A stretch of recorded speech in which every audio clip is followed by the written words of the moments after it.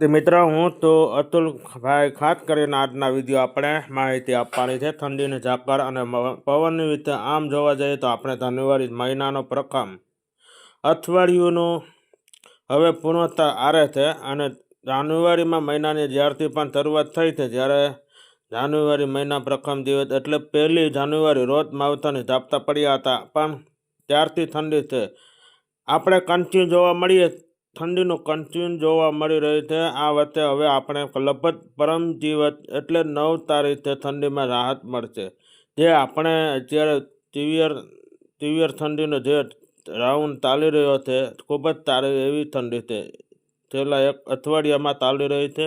એમાં આપણે 9 જાન્યુઆરી 2026માં આથી જ રાહત મળી શકે છે, એટલે ઠંડીમાં 2-3 ડિગ્રીનો ઘટાડો થશે અને તાપમાન ઊંચું આવે છે શક્યતાઓ છે. એટલે ઠંડી લઈને મોટા સમાચાર છે. ઝાકળની વાત કરવાની છે, પણ હવે પહેલાં હું આપને પવનનો વિશે જણાવી દઉં. આમ જોવા જઈએ તો અત્યારે જે આ જાન્યુઆરી મહિનાના પ્રથમ અઠવાડિયાની જે પવનની જે સ્પીડ હોવી જોઈએ નોર્મલ સ્પીડ પવન છે જે આપણે જોવા મળ્યો એવરેજથી 12થી લઈને 14 કિલોમીટર, કોઈ જગ્યાએ 13થી લઈને 16 કિલોમીટર પ્રતિ કલાકે ઝડપે પવન જોવા મળ્યો હતો. પણ હવે આવનારો દિવસે એટલે 9 જાન્યુઆરી 2026 પવનની ઝડપમાં પણ વધારો થશે અને પવનની ઝડપમાં વધારો થશે માત્ર 3થી 4 દિવસનો વધારો હશે, જેની અંદર 15થી 20 કિલોમીટર પ્રતિ કલાકે ઝડપે પવન ફૂંકાઈ શકે. અમુક વિસ્તારોમાં અંદર 10થી જેના ઝટકા પવન 20થી લઈને 25 કિલોમીટર ઝડપે નોંધાઈ શકે. એટલે ઠંડી પવન અંદર મોટો બદલાવ આવવાનો હવામાન પલટો આવવાનો છે. પણ સાથે ઝાકળ આમ જોવા જઈએ તો ઝાકળ જ્યારે પણ રાઉન્ડ આવે ત્યારે મોટાભાગમાં 3થી 4 દિવસનો રાઉન્ડ હોય, પણ આ વર્ષે અત્યારે એટલે તે જાન્યુઆરીમાં મહિના પ્રથમ અઠવાડિયામાં અંદર જે ઝાકળનો રાઉન્ડ ચાલુ થયો છે પહેલી તારીખે યથાવત હતો, પણ છેલ્લા 7 દિવસ ઝાકળનો આપણે કન્ટિન્યુ જોવા મળ્યો અને ઝાકળના કારણે શિયાળુ પાક ઉપર માથી અસર પડી છે.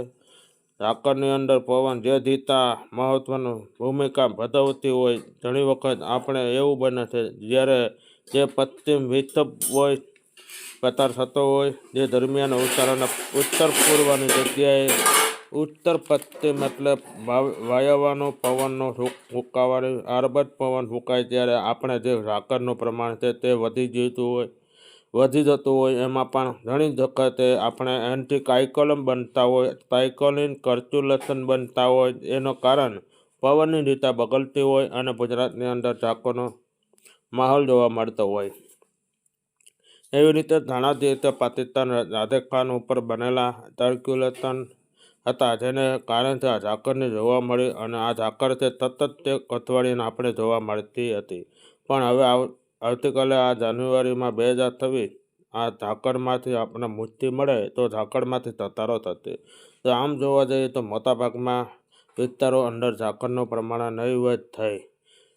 રાજ્યની વિસ્તારોમાં દ્રષ્ટિ ખૂબ જ મોટું છે, એટલે સીમિત વિસ્તારો અંદર કદાચ ઝાકળ જોવા મળે તો અપવાદરૂપ રહેશે. બાકી આવતી છેલ્લા તારીખે ઝાકળમાંથી આપણે મુક્તિ મળશે અને હવામાન ચોખ્ખું થઈ જશે. એટલે તે ઝાકળને કારણે જે આપણા પાક ઉપર નેગેટિવ અસર પડતી હતી, જેને લઈને અત્યારે આ એક સારા સમાચાર ગણી શકાય. ઝાકળનો રાઉન્ડ છે આવતીકાલે આપણે સૂર્યોદય થાય એટલે આવતીકાલનો ઝાકળ નહીં જોવા મળે. એનો મતલબ એવો નથી કે આ લાંબા સમયે ટેપ આપી શકે. ટૂંક સમયમાં અંદર ફરીથી નવો પણ એક ઝાકળનો રાઉન્ડ આવશે, પણ કદાચ આ રાઉન્ડની જેમ લાંબો રાઉન્ડ હશે એવું મારું વ્યક્તિગત માનવું છે કે ઝાકળનો રાઉન્ડ લગભગ 14થી અથવા 15 જાન્યુઆરી ચાલુ થઈ શકે. પણ આવતીકાલે ઝાકળ પણ આપણે મુક્તિ મળે તો ખાસ મહત્વનો સમાચાર છે. એટલે ઠંડીનો પવન ઝાકળમાં વિશેની ખૂબ જ અગત્ય માહિતી આ વિડીયો અંદર આપવાનો પ્રયાસ કર્યો છે. વિષય માહિતી નેક્સ્ટ વિડીયો આપવામાં આવે છે. અત્યારે આ વિડીયોની અંદર જેટલું અંદરમાં દરેક મિત્ર વિનંતી હશે વિડીયોને લાઈક કરીને આપીને દરેક ગ્રુપમાં શેર કરી દો. જો તમને યુટ્યુબ ઉપર જોઈ રહ્યા હોય તો ચેનલને સબસ્ક્રાઈબ કરજો.